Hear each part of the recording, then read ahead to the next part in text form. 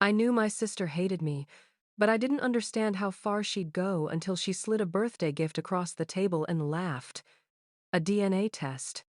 "Maybe this will explain why you're another man's mistake," she said loudly enough for every fork to freeze midair. I swallowed the shame, mailed the kit, and waited. Months later, our family's estate lawyer requested an urgent meeting regarding Claire Whitman. My mother went pale. Lauren stopped smiling. And in that moment, I realized something terrifying. They already knew. Most people imagined family as a soft place to land. Mine felt more like a house with cold floors, beautiful on the outside, freezing once you stepped in. Growing up in the Whitman home in Denver, I learned early how to make myself small. I was the quiet child, the obedient one, the one who disappeared so my mother wouldn't sigh and my sister wouldn't sneer. Lauren was always the center of gravity. Loud laughter, dramatic stories, a talent for turning every room into her stage. My mother, Margaret, applauded her every move. When Lauren brought home a B, she was praised for being well-rounded. When I brought home straight A's, Mom blinked like she'd forgotten who I was. "That's nice, Claire. Can you help set the table?" By 35, I'd built a quiet life in Austin. Simple routines, emotional distance, stability I never had growing up. I worked as a financial analyst and tried not to dwell on the ache of being the forgotten daughter. But when my father, Robert Whitman, passed away, the gravity of our family pulled me back. Dad had been the only steady thing in that house. A man of few words, quiet warmth, a hand on my shoulder, a proud nod at my graduation. I didn't know then that he carried a secret darker than anything I could imagine. 3 months after the funeral, Mom insisted on a small birthday dinner at the old house. Her voice sounded rehearsed, too cheerful. When I walked in, the familiar scent of lemon polish and old books wrapped around me. The chandelier glowed, but the house felt hollow without Dad. Lauren sat at the table flipping through travel brochures, tanned and bored. Mom poured herself too much wine.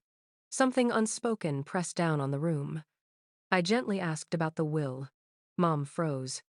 "We're not ready," she said quickly, her eyes darting to Lauren. Lauren smirked. Looking back, that dinner was never about my birthday. It was about humiliation. Lauren talked nonstop her job, her husband, her kitchen renovation. Mom laughed at everything. When I spoke, the room dimmed. Halfway through the meal, Lauren leaned back. "So, Claire," she said sweetly, "still at that same firm in Austin?" Before I could answer, she launched into another story about herself. It wasn't a question. It was a reminder. When Mom brought out a small store-bought cake, Lauren stood dramatically. "Actually," she said, reaching for a silver-wrapped box, "I brought a gift." Mom's face drained of color. "Lauren." But she ignored her and slid the box toward me. "Go on. Open it." Inside was a DNA testing kit. The room went silent. Lauren leaned in, laughing softly. "Maybe this will explain why you're another man's mistake in this family." Mom flinched but said nothing. That night, in my old bedroom, I searched through boxes like someone hunting proof of their own existence. At the back of my closet, I found an envelope recently disturbed. Inside was a photo my mother holding me as a baby beside a man I didn't recognize. On the back, written in her handwriting, "Forgive me." The next morning, I mailed the DNA kit. Not because Lauren wanted me to, but because I needed the truth. 5 weeks later, the results arrived. No biological relationship detected with the Whitman family. I kept reading. A suggested match to the Hartman lineage, a name I'd never heard, suddenly tied to me by blood. It didn't hurt the way I expected. It felt like confirmation. I'd always been a guest in my own childhood. I sent the results to the family group chat with one sentence. "Does anyone want to explain this?" Mom called, sobbing not in regret, but fear. "Claire, please delete that." It's complicated. We moved past it. She never apologized. Lauren didn't call. She texted 4 words. Well, now you know.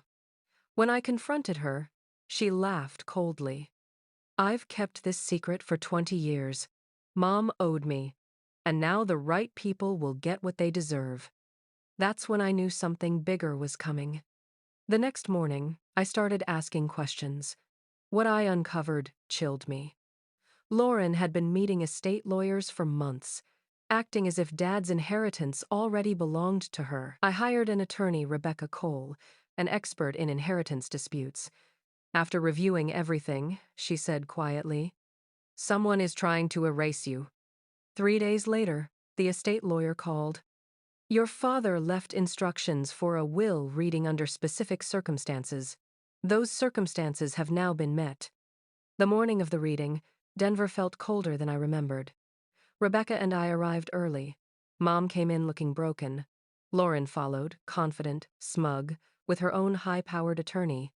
She believed she'd already won. Mr. Hayes entered last and opened the will. "I, Robert Whitman, leave 70% of my estate to my daughter Claire Whitman." Silence cracked the room. "She's not his daughter," Lauren shouted. "We have DNA proof." Mr. Hayes raised a hand. "There is more. I have known since Claire was 2 years old that she is not my biological child. I chose to raise her anyway. I choose to leave her my legacy because she alone proved worthy of it." Lauren's face drained of color. But it wasn't over. Mr. Hayes revealed evidence unauthorized, withdrawals, manipulation attempts, meetings with lawyers, and the purchase of a DNA test wrapped as a gift. Lauren called it a joke. Then Mr. Hayes read my father's final note. "Lauren, I know what you've been planning. These consequences are your own doing." Her attorney whispered urgently, "Don't contest this. You'll lose everything." She ignored him. Within minutes, the no contest clause was enforced. Lauren lost her inheritance. The money she'd taken became debt. Her control vanished. Mom finally broke down later, confessing the truth about my biological father. I listened but didn't forgive. Some wounds require distance. Months later, I left Denver behind and built a quieter life in Oregon. Some endings aren't loud. They're choosing peace.